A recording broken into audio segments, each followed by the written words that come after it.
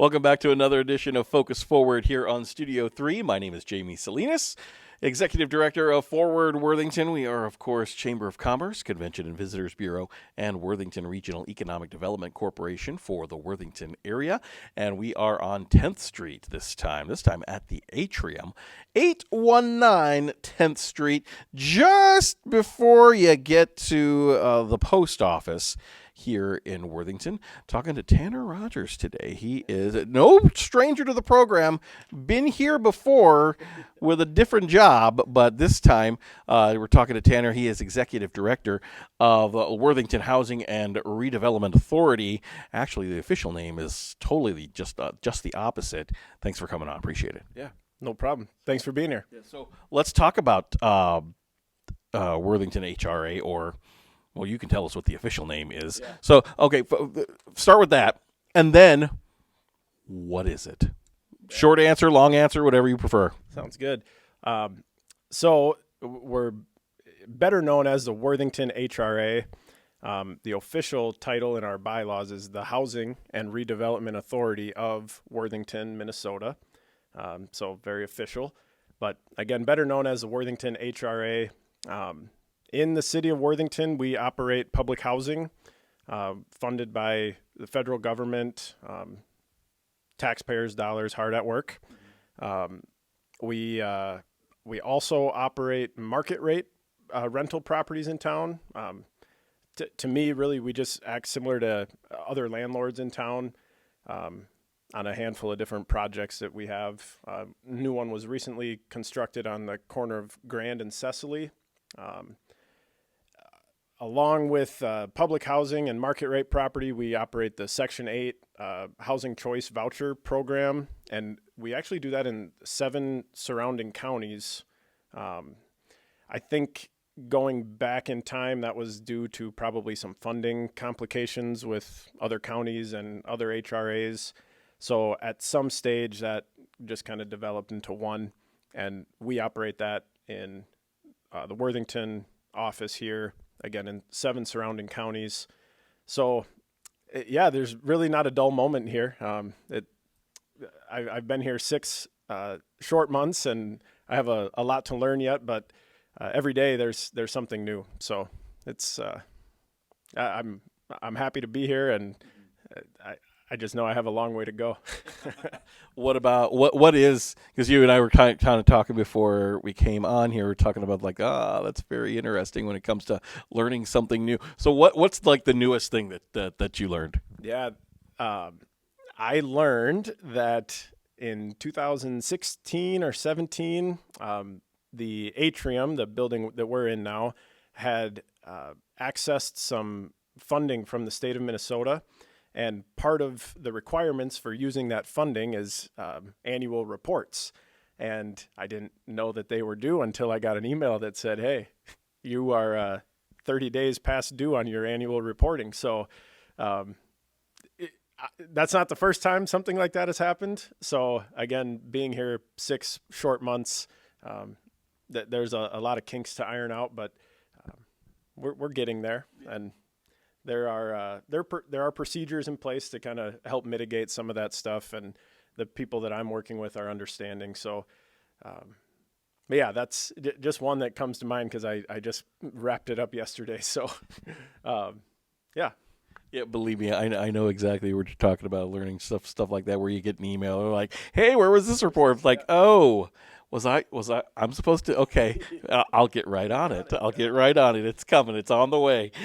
Talk about now, with all this stuff going on, a lot of government programs and everything, what sort of revenue, what revenue comes in that helps to make your budget what it is? Yeah, so, we can just kind of take a step back. With the HRA, we have 8 full-time employees. Those salaries get paid with help from, again, the federal government, Housing and Urban Development. They set aside a couple different pools of money each year. One we call an operating fund, which, again, really helps pay salaries, helps employee benefits and keeping the lights on and so on and so forth.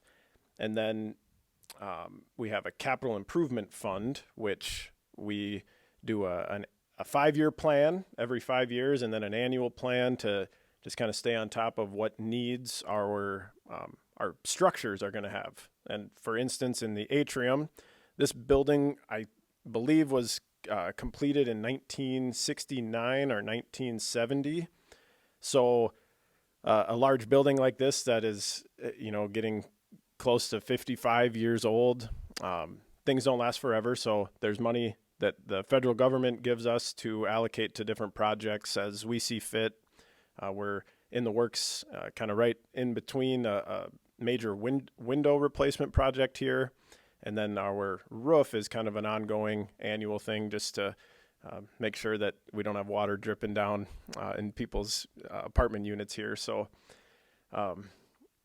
if we want to kind of flip gears and look at what we do with market rate properties, residents of the city of Worthington can look on their property tax statement, and we are awarded a tax levy inside city limits. So funds from that tax levy help us develop new projects, and again, a portion of that's going to go towards maintenance salaries and office staff salaries, and just to kind of navigate the ever-changing flow of where money needs to go to make sure things are operating smoothly.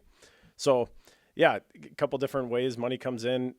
Really, one of the bigger ones would just be tenant rents. So we have 104 apartments in the atrium alone, and then we have 68 market rate rental properties. So a couple of other things scattered throughout town. We call those scattered sites. And all in all, it's right at 200 rental units. So 200 tenants paying rent every month. Those dollars add up as well. And again, this helps us operate. So going back to the public housing portion here, a lot goes into your organization here, and the public housing bit just another cog in the wheel here, in the big machine, as it were. So for those folks that are in need of public housing, maybe somebody watching right now, what is kind of the process to utilize the public housing and such? Yeah, so we currently have a fairly long waiting list on public housing rental properties. The easiest way to, hopefully secure a spot at some stage in an income-based rental property would be to get on that waiting list sooner rather than later. Our waiting list is weighted, spelled a different way.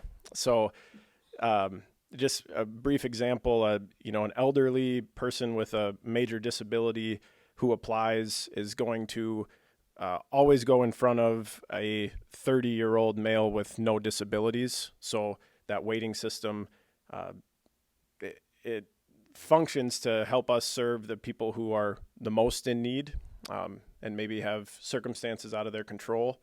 But again, with a long waiting list, the best way to, at some stage, secure an income-based rental property is to get an application in.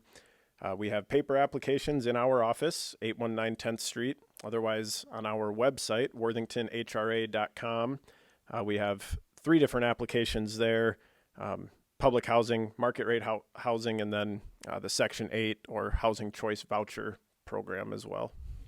And those the weighted, I suppose, the weighted factors, those are not necessarily your rules. These are rules implemented to help out the whole system then, from somebody else. Yep.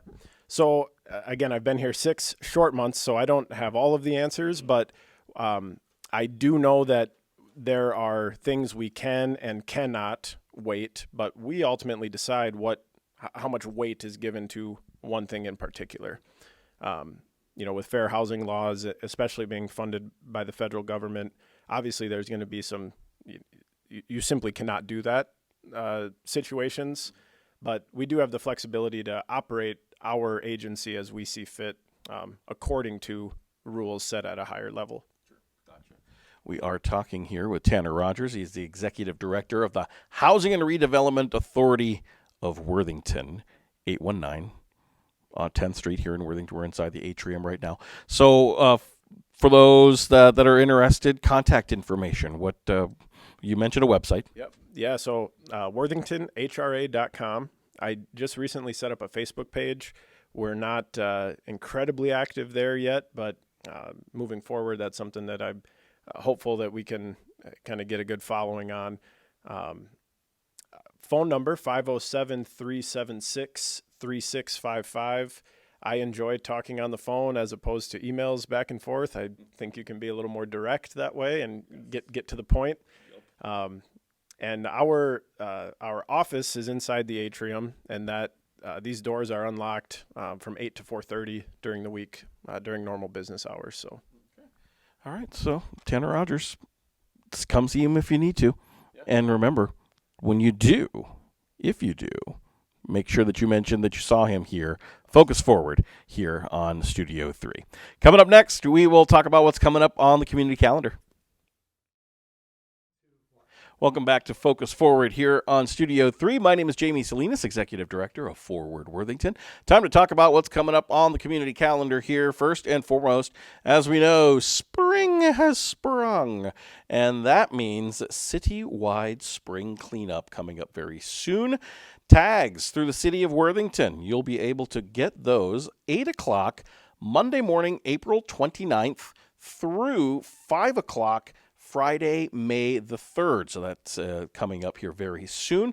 The cost is $15 per tag. What do you need a tag for? Well, you need it for dehumidifiers, humidifiers, water softeners, sinks, commodes, bathtubs, appliances such as stoves, refrigerators, washers, dryers, air conditioners, microwaves. We got mattresses, box springs, day beds, futons, large furniture such as recliner chairs, easy chairs, couches, room size rolls of carpeting. You need a tag for that. Padding, linoleum, electronics such as computers, printers, televisions, and radios. All of those things you are required to have a tag for, or city crews will not be picking those up. All right, so let's say you get yourself a $15 tag or a number of those tags, depending on how much stuff that you need to get rid of. When can you start placing stuff out on the curb? Well, you can start doing that on Wednesday, May the 1st. You can start placing your items on the boulevard, right by the curb. City crews will begin picking that stuff up on Monday, May the 6th. And there is only one pass through town. So if they come on your street and you miss it, well, that's they're not coming back. So make sure that you do.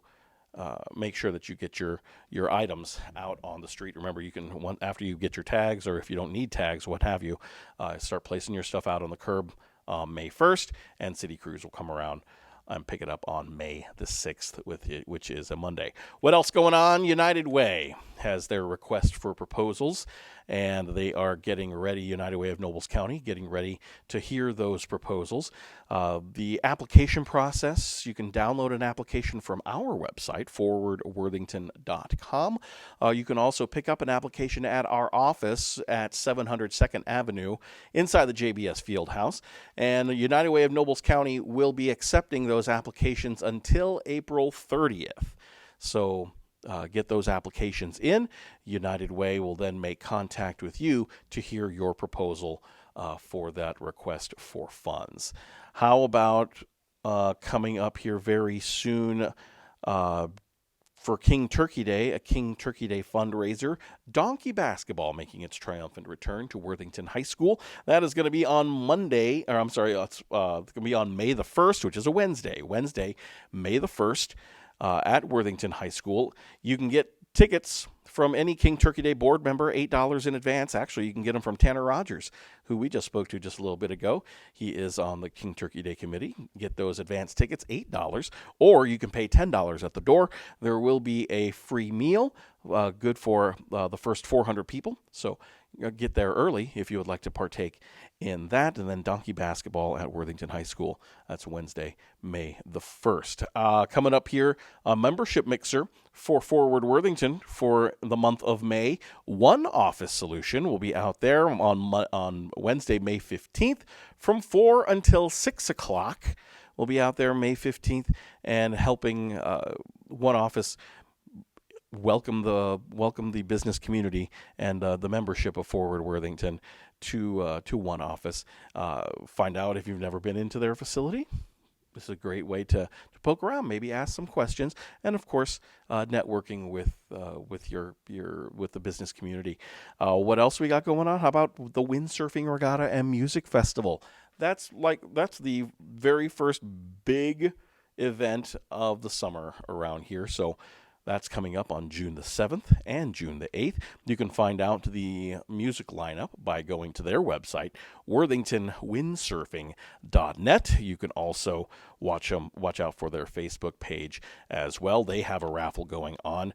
$20 per ticket for the Worthington Windsurfing Regatta and Music Festival raffle. Lots of great stuff going to be on that raffle, including the grand prize, which is a jet ski. So they're doing the jet ski thing again. So pick up your raffle ticket, $20. You can get that from any board member for the Windsurfing Regatta and Music Festival. And that's going to do it for another Focus Forward here on Studio 3. My name is Jamie Salinas.